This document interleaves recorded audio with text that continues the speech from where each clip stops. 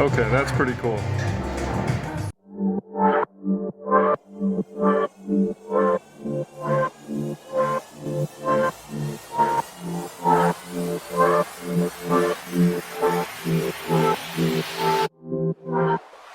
Hey guys, I'm Max and welcome back to Hot Ones. So I just got to get something off my chest today. The Apple Watch Series 6 was just released and I see a lot of YouTubers singing its praises online. And as a fan of the mechanical watch, I can't help but roll my eyes a little bit. Now, before you go and call me an Apple hater, check this out. That is an original iPhone 3G. I'm like an OG Apple fanboy. I love the company and their design ethos.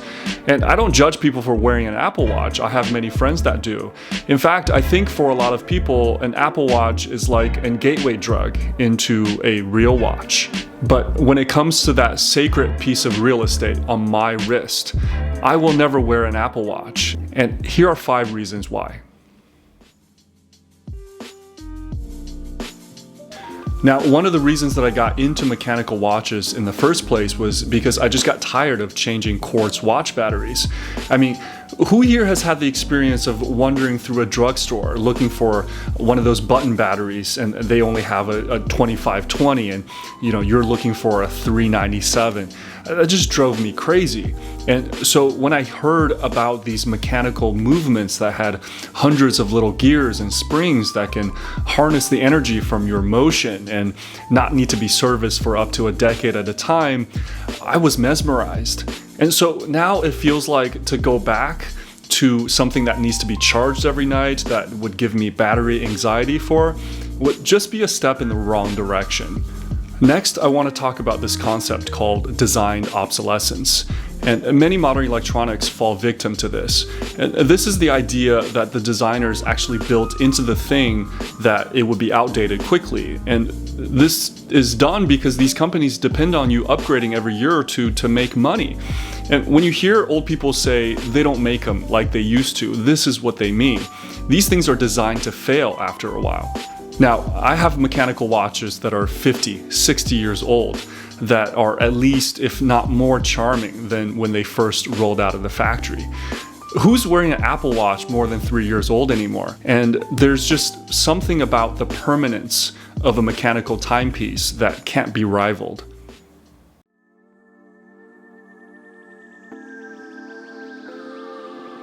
Now, this might be the biggest point yet, which is the Apple Watch. It's not a watch, it's a wrist computer, and it's an extension of the phone. Now, we live in a hyper-connected time when tech has infiltrated every aspect of our lives. Now, don't get me wrong, tech is great, and tech is how I'm able to be speaking to you from thousands of miles away.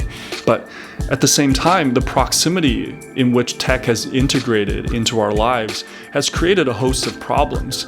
This includes a poor attention span, bad body image, fake news, and a number of privacy concerns. If you want to learn more about this, go watch The Social Dilemma on Netflix, where they interview the people who designed social media. It's a little bit scary. And so I already have a phone to contend with that sits in my pocket, that buzzes and beeps all day at me. Why would I want all that distraction on my wrist as well? In contrast, looking at the smooth sweep of a mechanical watch hand, it's soothing. It's as if it's telling you to slow down, to be still, and to be in the moment. Its simplicity is the antithesis of wearing a microprocessor, and it's a throwback to the days when you were allowed to be bored.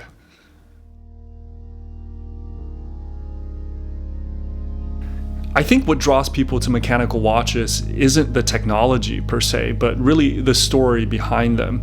And telling those stories is really the thrust behind this channel. For example, the components of an Omega Speedmaster is not worth $3,000. What you're paying for is an idea.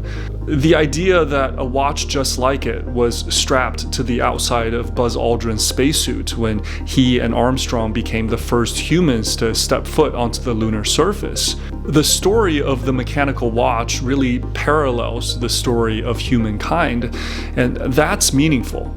Now, Apple as a company has a great story itself, and Johnny Ives, their head designer, credits a lot of his design philosophy to that of Dieter Rams, who was a master of Bauhaus and who was responsible for the design of Braun electronics starting in the 60s.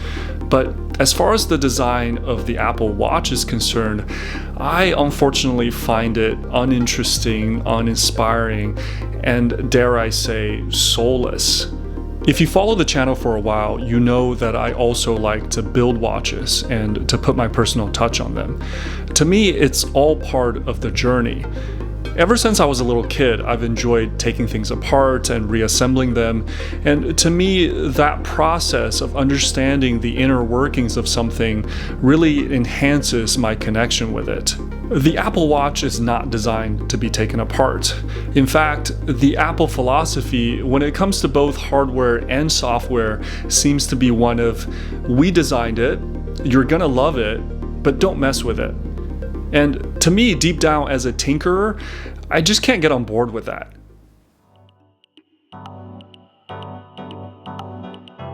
At the end of the day, I only have 2 wrists.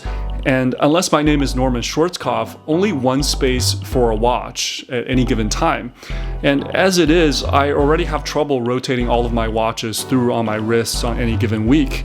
And would I rather take up that precious space with a beautifully crafted, historically significant timepiece, or would I rather fill it with some nondescript black square that's constantly beckoning for my attention? I think you know the answer. Now, you know you're a watch freak when sometimes you walk out of the shower and you just put on a watch first, only to pair your outfit with that watch later. I'm sorry, no electronic device is going to be that compelling. So listen, I don't hate Apple Watches. In fact, I work in a hospital and I know patients with diabetes who need it to track their blood sugar levels. Your Breitling can't do that. So it's a tool. It's a functional thing, but it is not a sentimental thing, and it sure as hell is not a pretty thing. That's why I'm never gonna own one, and we're never gonna review one on this channel. But if you have an Apple Watch, I still love you. These are just my opinions. So in the comments below, let me know if you have both mechanical watches and an Apple Watch and how you're able to reconcile those 2 worlds. And on your way down there, be sure to give this video a thumbs up if you liked it and hit the subscribe button if you haven't already. It'll really help us out. So that's my hot take, or hot take if you will. Thank you for watching. Until next time, take care.